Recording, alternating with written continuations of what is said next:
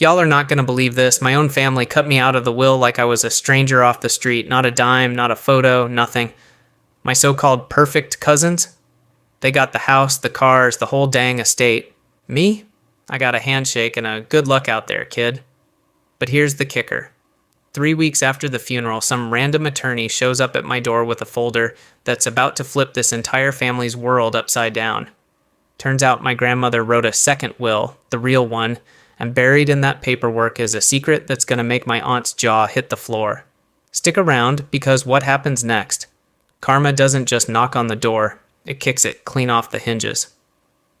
The rain fell in thin, indifferent sheets over the cemetery, the kind of drizzle that didn't care whether you had an umbrella or a broken heart. Marcus stood at the edge of the gathering, a full 6 feet behind the folding chairs where the rest of the family sat in their tailored black coats, murmuring to each other in low, practiced tones of grief. He wasn't invited to sit. No one had said the words out loud, but the space around him had a shape to it. An invisible boundary the family had drawn years ago and never bothered to erase. His grandmother's casket gleamed under the gray sky, mahogany polished to a shine that felt almost cruel in its beauty, a beauty that had never once been extended to him in life. Across the small crowd, his cousin Vivian dabbed at dry eyes with a silk handkerchief, performing sorrow for an audience of relatives who would later compliment her on how composed she looked. His Aunt Diane stood beside the priest, nodding solemnly, already dressed like a woman rehearsing for a role she'd wanted her entire life. Marcus didn't cry. He simply watched the way he always had, from the outside looking in, cataloging every practiced tear and every whispered aside that stopped the moment he got close enough to hear. But somewhere beneath the numbness, a memory surfaced, uninvited. He was 11 years old, sitting on his grandmother's porch steps, her hand resting on his shoulder while the rest of the family celebrated some occasion he hadn't been asked to attend. "They don't see you yet," she'd told him, voice soft but certain. "But I do, and I promise you, Marcus, you will never be forgotten. Not as long as I have breath in me." He hadn't understood it then. He wasn't sure he understood it now, standing in the rain with nothing but that promise and an ache in his chest where belonging should have been. The casket began its slow descent, and somewhere in that mechanical hum, Marcus felt the last thread connecting him to this family quietly, irreversibly cut. The law offices of Whitfield and Cross occupied the top floor of a glass tower downtown, the kind of place where the carpet swallowed footsteps and the air smelled faintly of leather and old money.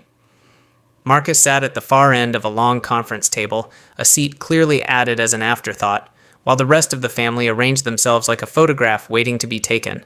Diane at the head, Vivian and her brother Trent flanking her, cousins and second cousins filling in the gaps like extras who knew their lines. Attorney Gerald Ashford cleared his throat and opened a leather folder with the ceremony of a man who had read 100 wills before this one and would read 100 more after. "We're here today to execute the final wishes of Eleanor Whitmore," he began, and the room straightened as one, spines aligning, breath held. The mansion on Hollis Avenue went to Diane. The vacation properties in Aspen and Palm Beach were divided between Vivian and Trent.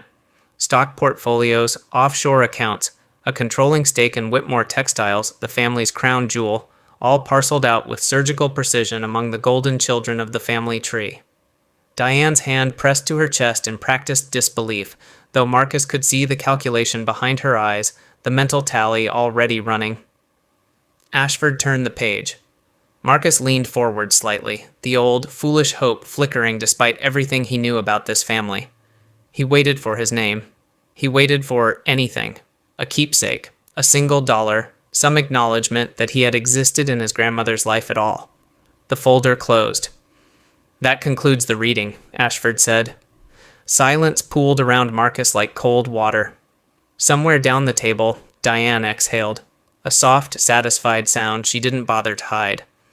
Vivian caught his eye for half a second, not with sympathy, but with something closer to smug confirmation, as though his exclusion were simply the natural order of things finally correcting itself. No one said his name. No one needed to. The absent spoke loudly enough for all of them. Marcus stood outside the glass tower long after the others had gone, the rain from the funeral having followed him downtown like an omen that refused to lift. Through the lobby windows behind him, he could still hear fragments of laughter drifting from the elevator bank. Trent already on the phone with someone, voice bright and loud, saying something about finally, getting the keys to the Aspen house. He walked to the parking garage alone. No one offered him a ride. No one asked where his car was, or if he was okay, or whether the sting of hearing his own name skipped over in a room full of relatives had left a mark. It hadn't needed to be spoken aloud for him to understand. He had simply never been part of the accounting. As he crossed the lot, he passed Diane's car, engine already running, heat blasting against the February cold. Through the fogged window, he caught her voice, muffled but unmistakable, already on a call with a contractor about renovating the mansion's east wing. She didn't look up. She didn't need to. In her mind, this chapter was already closed, filed away, underhandled. The memory came again, sharper this time, his grandmother's porch, her hand on his shoulder, that steady voice cutting through the years. You will never be forgotten. Not as long as I have breath in me. He'd clung to those words his entire adult life, quietly, foolishly, like a promise that might someday cash itself in. But promises, he was learning, didn't survive death. They were just words spoken in a moment of tenderness, evaporating the second the person who meant them stopped breathing. By the time he reached his own car, a decade-old sedan with a check engine light that had been on for months, Marcus had made peace with a hard, familiar truth. Whatever love his grandmother had for him, it hadn't been enough to protect him from being erased. He turned the key, the engine sputtering to life, and drove away from the tower without looking back, telling himself this was the last time he'd let this family make him feel small. He was wrong, but he wouldn't know that for 3 more weeks. Marcus's apartment sat above a laundromat on the edge of town, the kind of building where the radiator clanked through the night and the neighbors' arguments bled through the walls like white noise. It was a far cry from Hollis Avenue, from marble floors and imported chandeliers, but it was his, paid for, month by month, with a paycheck that never quite stretched as far as it needed to. He dropped his keys into a chipped bowl by the door and sank onto the couch, still in the same black suit from the funeral, too tired to change. The apartment felt smaller tonight, the silence louder. On the counter, a stack of bills waited in a neat, threatening pile. Rent, a car repair estimate, a credit card statement he'd been avoiding for 2 weeks. He worked long hours at a logistics company downtown, the kind of job that paid enough to survive but never enough to breathe, and lately even survival felt like it was slipping through his fingers. His phone buzzed. A photo from Vivian's social media, already public within hours of the will's reading.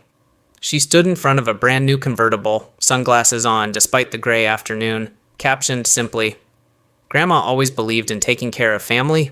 The irony of it settled into his chest like a stone. Trent had posted too, a screenshot of a real estate listing for the Aspen property with the caption, "Can't wait to make this ours." Marcus set the phone face down on the coffee table and closed his eyes.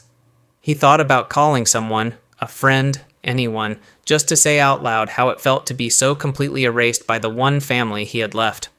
But he didn't. He never did.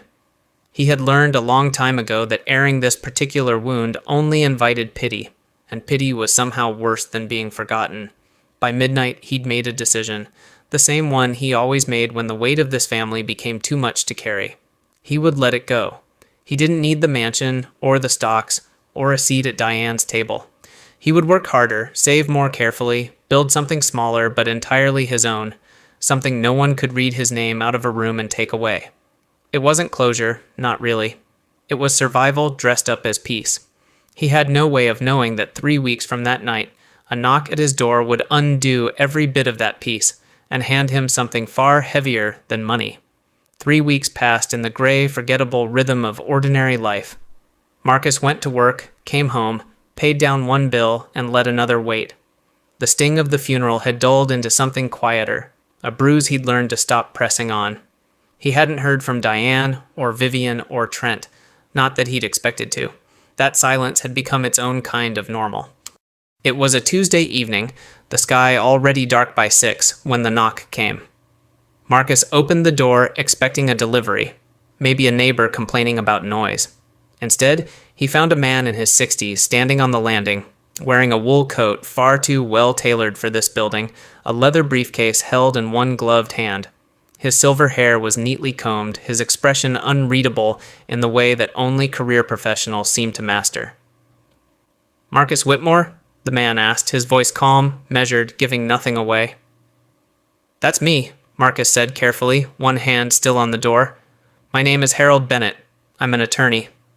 He paused, letting the words settle before adding, "I represented your grandmother, Eleanor Whitmore, separately from the family estate."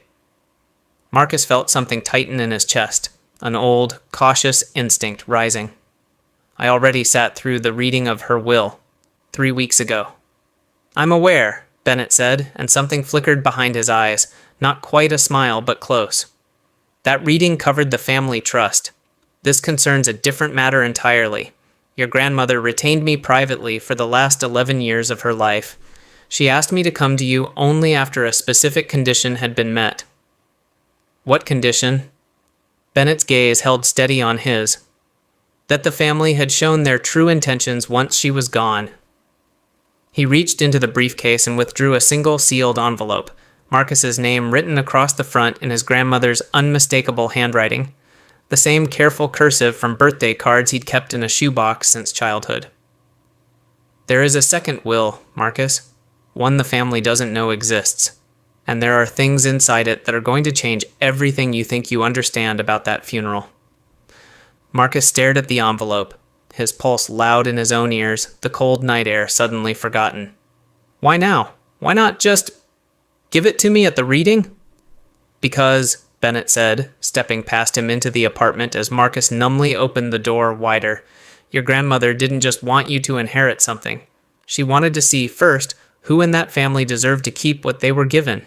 And Marcus," he set his briefcase down on the small kitchen table, unlatching it slowly, "I don't think you're going to like what she found out about the people who didn't invite you to sit down." Bennett didn't open the envelope right away.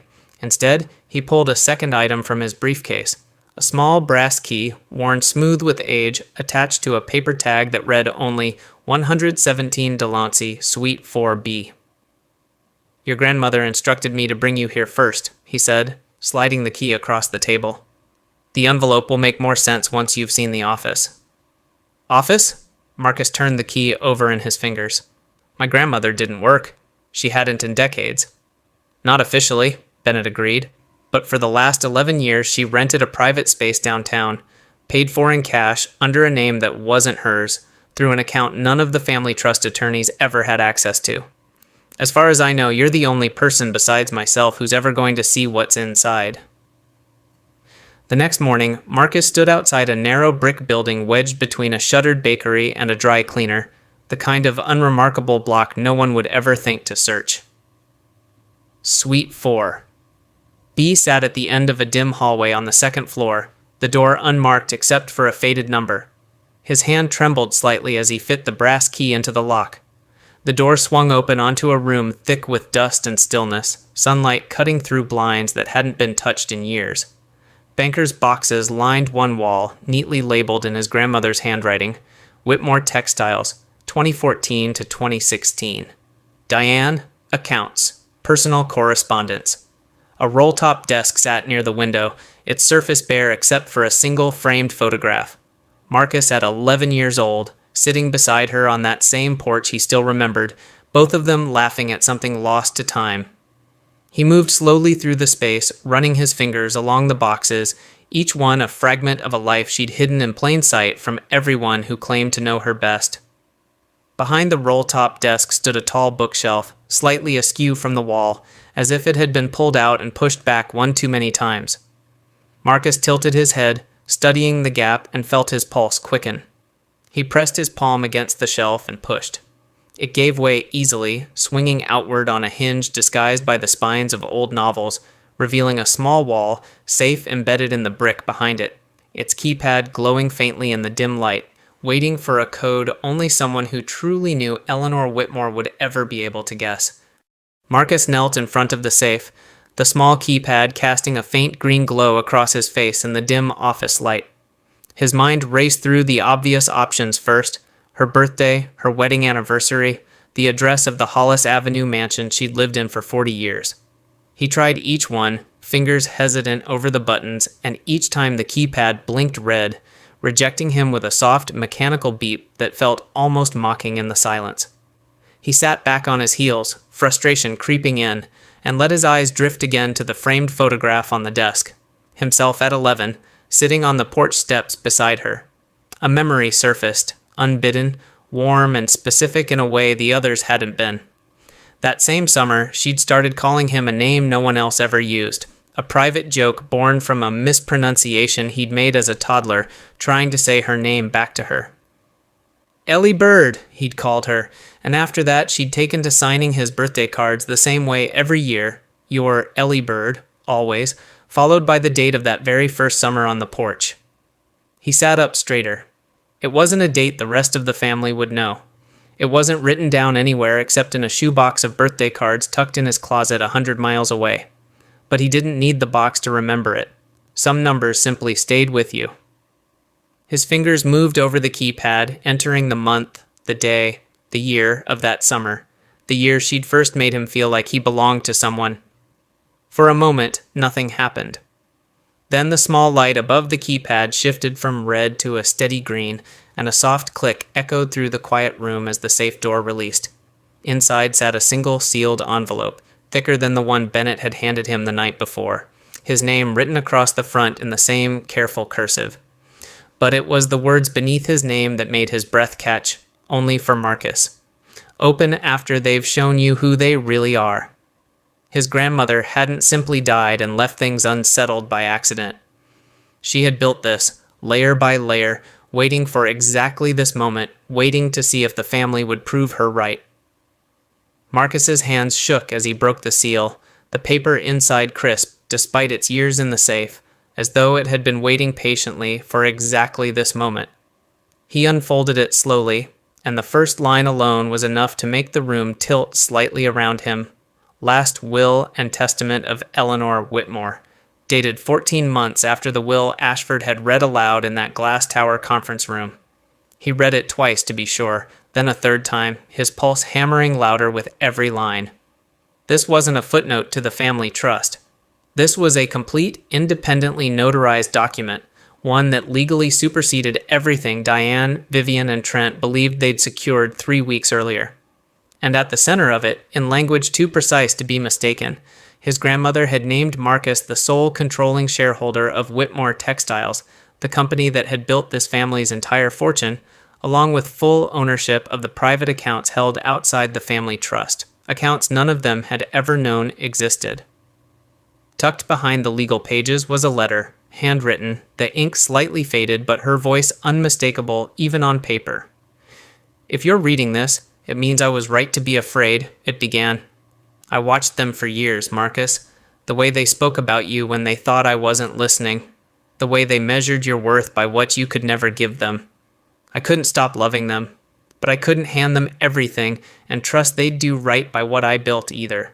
So I built this instead, quietly, patiently, for the one person in this family who never once asked me for anything. Marcus lowered the letter, throat tight, the office suddenly feeling smaller and larger all at once. Bennett, who had been standing silently by the door, finally spoke. There's more, Marcus. Your grandmother didn't just protect this for you out of sentiment. He nodded toward the remaining boxes lining the wall. She protected it because she found something. Something about where the family's current wealth actually came from, and why she stopped trusting them with any of it. Marcus's eyes moved to the boxes labeled Diane, accounts, a cold understanding beginning to settle low in his stomach. Whatever his grandmother had uncovered, it hadn't just changed who would inherit this family's fortune. It had changed what that fortune actually was. Marcus pulled the box marked Diane, accounts from the shelf, setting it on the roll-top desk with hands that had gone strangely steady, as though some part of him had already braced for what he'd find. Inside were bank statements, wire transfer records, and a thin stack of handwritten notes in his grandmother's careful script.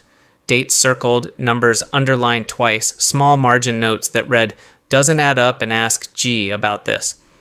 Bennett stepped closer, his voice low. Your grandmother started keeping these records about 12 years ago, after she noticed discrepancies in the company's quarterly reports. Small at first, a few $1,000s here, an unexplained consulting fee there. But it grew. He tapped one of the statements. This is a shell account, opened by Diane, funded through Whitmore Textiles under the label Strategic Partnerships. Except there were no partnerships, just transfers, moving company funds into Diane's personal holdings for the better part of a decade. Marcus stared at the numbers, the total climbing into the millions across page after page. She was stealing from her own mother's company. Slowly, carefully, enough that it looked like normal business overhead if no one dug deep enough to notice, Bennett said. Your grandmother noticed. She hired a forensic accountant privately off the books and confirmed it herself before she ever confronted anyone. Marcus's mind flashed back to the mansion, to Diane's composed grief at the funeral, to the ease with which she'd inherited the crown jewel of the family's wealth just weeks ago, wealth she had already been quietly siphoning from for years. It reframed everything. The family hadn't simply been cold to him out of ordinary dysfunction. Diane had spent over a decade protecting a secret, and cutting Marcus out of the will wasn't just cruelty. It was insurance, one less set of eyes that might ever get close enough to the company's books to notice what she'd done. This is why your grandmother built the second will separately, Bennett said quietly. She wasn't only protecting your inheritance, Marcus. She was making sure that whoever eventually controlled Whitmore Textiles had both the right and the resolve to undo what Diane had done to it, before there was nothing left to undo. Marcus closed the box, his jaw tight, the shape of his grandmother's plan finally coming into full, deliberate focus. She hadn't left him out of that first will by accident, and she hadn't left him this evidence by accident either. She had built him into the one person capable of walking into that family and taking back what had quietly been stolen from all of them. The invitation to Diane's housewarming at the newly renovated Hollis Avenue mansion had gone out to the entire extended family, though certainly not to Marcus. He didn't need one. Bennett walked beside him up the same marble steps Marcus had never once been permitted to climb as a guest, a leather folder tucked under his arm, the weight of everything inside it heavier than its thin frame suggested. Conversation stalled the moment they stepped through the door. Diane turned from a cluster of guests near the fireplace, her champagne glass frozen halfway to her lips, her composed hostess smile faltering into something brittle. Vivian and Trent exchanged a glance across the room, the kind that asked a question neither of them wanted to say out loud. Marcus. Diane recovered quickly, gliding toward him with practiced grace. This is a surprise. I don't recall. I know, Marcus said evenly. I wasn't invited, but I think once everyone hears what I have to say, you'll understand why I came anyway. Bennett stepped forward, opening the folder on the nearest table, the notarized will and the bank records laid out in plain view for anyone close enough to look. My name is Harold Bennett. I represented Eleanor Whitmore privately for the last 11 years of her life. I'm here to inform the family that the will read 3 weeks ago is no longer valid. A ripple moved through the room, guests drifting closer despite themselves, drawn by the particular gravity that settles over a scandal about to unfold. Diane's glass lowered slowly. That's absurd. I sat through that reading myself. Ashford handled my mother's estate for Ashford handled the family trust, Bennett said calmly. This is a separate, independently notarized will, dated 14 months after the one you're referring to. It legally supersedes it in its entirety. He turned a page toward her. It names Marcus as sole controlling shareholder of Whitmore Textiles. Diane's face drained of color, the practiced hostess mask cracking for the first time all evening. This is a fabrication. My mother would never... She would, Marcus said quietly, stepping forward, once she found out what you'd been doing to her company for the last 12 years. He nodded toward the folder. Shell accounts, fake consulting fees, millions moved out of Whitmore Textiles into your personal holdings. She hired a forensic accountant to confirm it herself. It's all documented, Diane. Dates, transfers, your signature on every transaction.